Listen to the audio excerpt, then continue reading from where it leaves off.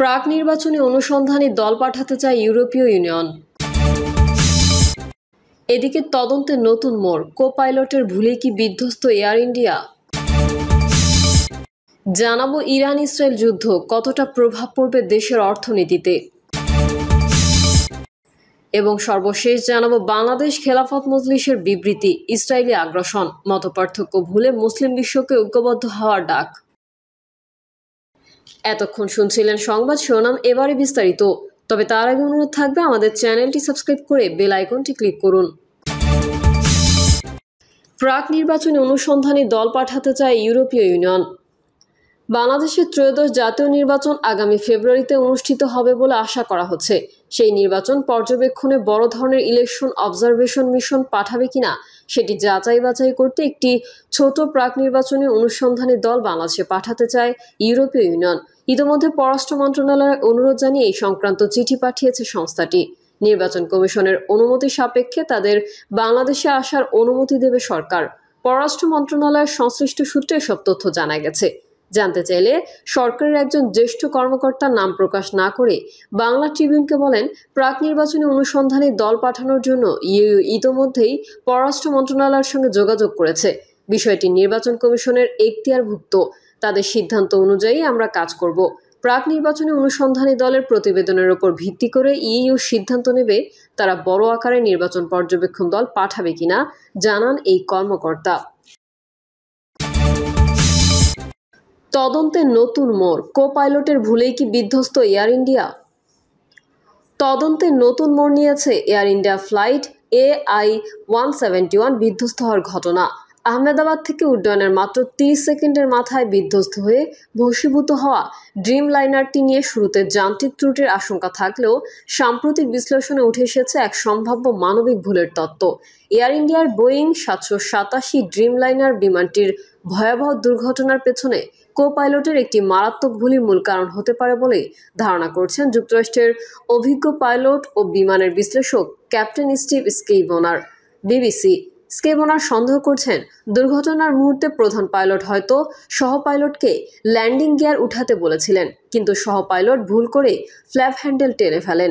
Flap হচ্ছেন সেই অংশ যা উড্ডয়নের সময় ডানার নিচে বাড়তি উত্থান শক্তি তৈরি করে, আর এই ভুলেই উত্তোলন শক্তি হারিয়ে ফেলে ড্রিম লাইনারটি। আর এই একটি ভুলেই হয়তো ভেঙে পড়ে স্বপ্নের মতো উঠতে থাকা সেই বিমান। নিঃশেষ হয়ে যায় 291টি প্রাণ। উড্ডয়নের সময় তোলা ভিডিও ফুটেজে দেখা গেছে বিমানের ডানা স্বাভাবিকভাবে বেঁকে ওঠেনি, যা সাধারণ উচ্চতা ভেদে উত্থান শক্তির ইঙ্গিত দেয়।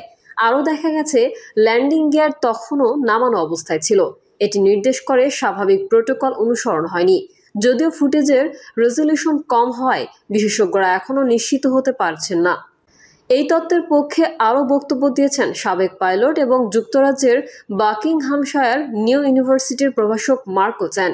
তিনি বলেছেন, যদি ফ্ল্যাপ ঠিকমতো সেট না করা হয় তাহলে এটি মানবিক ত্রুটির দিকে ইঙ্গিত দেয়। ভারতের তদন্তকারীরা এখন এই তদন্তকেই গুরুত্ব দিয়ে অনুসন্ধান চালাচ্ছেন। দেশটির তদন্তকারীরা ইতোমধ্যেই বিমানটির ব্ল্যাক বক্স ডেটা বিশ্লেষণ শুরু করেছেন।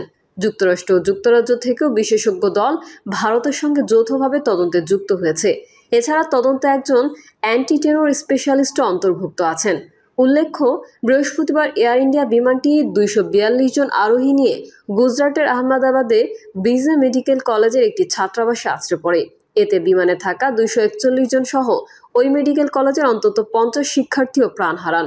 সৌভাগ্যক্রমে একজন আরোহী বেঁচে যান। জানাবো ইরান ইসরায়েল যুদ্ধ কতটা প্রভাব পড়বে দেশের অর্থনীতিতে। বিশ্বের অন্যতম ভূরাজনৈতিকভাবে স্পর্শকাতর অঞ্চল মধ্যপ্রাচ্যে আবারও অস্থিরতার মুখে। ইরান ও ইসরায়েলের মধ্যে সরাসরি সামরিক সংঘাত শুরুর পর গোটা অঞ্চল জুড়ে আতঙ্ক ও উত্তেজনা ছড়িয়ে পড়েছে। বিশ্লেষকদের মতে এটি তৃতীয় বিশ্বযুদ্ধের পূর্বাভাসও হতে পারে। এই সংঘাতের সামরিক অভিঘাত বাংলাদেশে না পড়লেও অর্থনৈতিক অভিঘাত হবে গভীর, ব্যাপক ও বহুমুখী। এই সংঘাত যদি সর্বাত্মক যুদ্ধের রূপ নেয় এবং হরমুজ প্রণালীতে জাহাজ চলাচল ব্যাহত হয় কিংবা ইরানের জ্বালানি অবকাঠামোতে হামলা হয়, তাহলে বিশ্ব অর্থনীতির সঙ্গে সঙ্গে বাংলাদেশের উপরও সরাসরি এবং বহুমাত্রিক নেতিবাচক প্রভাব পড়বে, এমনটাই আশঙ্কা করছেন বিশ্লেষকরা ও শিল্পপতিরা। মধ্যপ্রাচ্য বিশ্বজুড়ে অপরিশোধিত তেল সরবরাহের কেন্দ্রবিন্দু। যুদ্ধের ফলে হরমুজ প্রণালীর মতো গুরুত্বপূর্ণ রফতানি রুট বন্ধ হয়ে গেলে বিশ্ববাজারে তেলের দাম বিপর্যয়করভাবে বাড়তে পারে। ব্রেন্ট ক্রুডের দাম ইতোমধ্যে $120 ছুঁয়েছে, যা শিগগিরই $130 পৌঁছাতে পারে বলে আশঙ্কা করছেন বিশেষজ্ঞরা। বাংলাদেশের বাস্তবতায় প্রতি বছর 60 থেকে 70 লাখ টন জ্বালানি তেল আমদানি করতে হয়। আন্তর্জাতিক বাজারে দামের উলটফল সরাসরি আমদানি ব্যয় বাড়াবে। বিদ্যুৎ উৎপাদন খরচ, পরিবহন ব্যয় ও শিল্প উৎপাদনের ব্যয় বাড়বে। সরকারকে বড় অঙ্কের ভর্তুকি দিতে হতে পারে, বাড়বে বাজেট ঘাটতি। এর ফল হিসেবে জ্বালানি ভিত্তিক মুদ্রাস্ফীতি ও রাজস্ব ঘাটতির শঙ্কা তৈরি হবে। জ্বালানি নির্ভর অর্থনীতির জন্য সরাসরি ধাক্কা। বেসরকারি গবেষণা প্রতিষ্ঠান south Asian network on economic modelling এর নির্বাহী পরিচালক ডক্টর সেলিম রায়হান বাংলা ট্রিবিউনকে বলেন, হরমুজ প্রণালী দিয়ে বিশ্বের প্রায় 1/4 জ্বালানি পরিবাহিত হয়। যদি এই প্রণালী সাময়িক সময়ের জন্য বন্ধ হয়ে যায়, তাহলে আন্তর্জাতিক বাজারে অপরিশোধিত তেল ও এলএনজির দাম দ্রুতগতিতে বেড়ে যাবে। তিনি বলেন, বাংলাদেশ একটি জ্বালানি নির্ভর দেশ এবং আমদানি করা জ্বালানি, বিশেষ করে এলএনজি ও পরিশোধিত তেলের উপর আমাদের নির্ভরতা বেশি। ফলে তেলের দাম বেড়ে গেলে বিদ্যুৎ উৎপাদনের খরচও বাড়বে, যার প্রভাব শিল্প, কৃষি, পরিবহন ও ভোক্তা পর্যায়ে ব্যাপকভাবে পড়বে। ফলে দ্রব্যমূল্য বাড়বে এবং সাধারণ মানুষের জীবনযাত্রার চাপে পড়বে। ডক্টর রায়হান আরও বলেন, জ্বালানি আমদানির ব্যয় বাড়লে বৈদেশিক মুদ্রার রিজার্ভে চাপ পড়বে, টাকার মান দুর্বল হতে পারে, যার ফলে আমদানি ব্যয় বাড়বে এবং মুদ্রাস্ফীতি আরও ত্বরান্বিত হবে। তার মতে, হরমুজ প্রণালী বন্ধ থাকলে আমদানি রফতানিতে বিলম্ব, খরচ বাড়বে। তৈরি পোশাক খাত, যেটি বাংলাদেশের রপ্তানির প্রধান উৎস, সেখানে ক্রয়াদেশ বাতিলের ঝুঁকি তৈরি হতে পারে। মধ্যপ্রাচ্যে বিপুল সংখ্যক বাংলাদেশি শ্রমিক কাজ করেন। যুদ্ধের কারণে তাদের কর্মসংস্থান অনিশ্চয়তায় পড়তে পারে, রেমিটেন্স কমে যেতে পারে বলেন তিনি। পরিস্থিতি মোকাবেলায় সরকারের প্রতি আহ্বান জানিয়ে তিনি বলেন, বিকল্প জ্বালানি উৎস খোঁজা, এলএনজি সরবরাহের দীর্ঘমেয়াদী চুক্তি, নবায়নযোগ্য জ্বালানিতে বিনিয়োগ ও রিজার্ভ ব্যবস্থাপনায় সতর্কতা জরুরি হয়ে পড়েছে। রপ্তানি ও সরবরাহ চেইনে বড় ধাক্কা।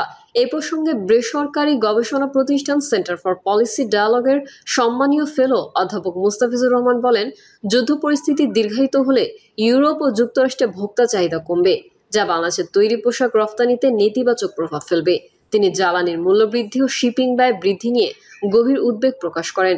বিজিএমই এর সদ্য নির্বাচিত সভাপতি মাহমুদ হাসান খান বলেন, জ্বালানির দাম বেড়ে গেলে উৎপাদন ব্যয় উল্লেখযোগ্যভাবে বেড়ে যাবে, যা আমাদের প্রতিযোগিতামূলক সক্ষমতাকে ব্যাহত করবে। সবচেয়ে ঝুঁকিতে পড়বেন ছোট ও মাঝারি রফতানিকারকরা। তিনি সরকারের প্রতি আহ্বান জানান, যেন জ্বালানি আমদানিতে কৌশলগত পরিকল্পনা ও খাতভিত্তিক প্রণোদনা নেওয়া হয়। শিপিং খরচ ও পণ্যের সরবরাহে বিঘ্ন। বর্তমান বিশ্বের প্রায় 12% বাণিজ্য পণ্য সুয়েজ খাল ও রেড সি রুট দিয়ে পরিবাহিত হয়। যুদ্ধ পরিস্থিতির কারণে এসব রুট ব্যবহার অনিরাপদ হয়ে পড়লে জাহাজগুলোকে আফ্রিকার কেপ অব গুড হোপ ঘুরে আসতে হবে, যা 10 থেকে 15 দিন সময় ও বিপুল খরচ বাড়িয়ে দেবে। বাংলাদেশের জন্য এর অর্থ হচ্ছে আমদানিকৃত কাঁচামাল, সার, খাদ্যপণ্য ও যন্ত্রাংশের দাম বেড়ে যাবে এবং রফতানি প্রতিযোগিতায় পিছিয়ে পড়তে হবে। পোশাক খাতের মতো সময় নির্ভর খাতে সময় মতো চালান পাঠানো কঠিন হয়ে পড়বে। রেমিটেন্স প্রবাহে ধাক্কার শঙ্কা। বাংলাদেশের প্রধান রেমিটেন্স উৎস মধ্যপ্রাচ্যের দেশগুলো।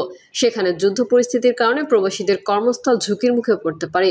অনেকে নিরাপত্তার কারণে ফিরে আসতে বাধ্য হতে পারেন।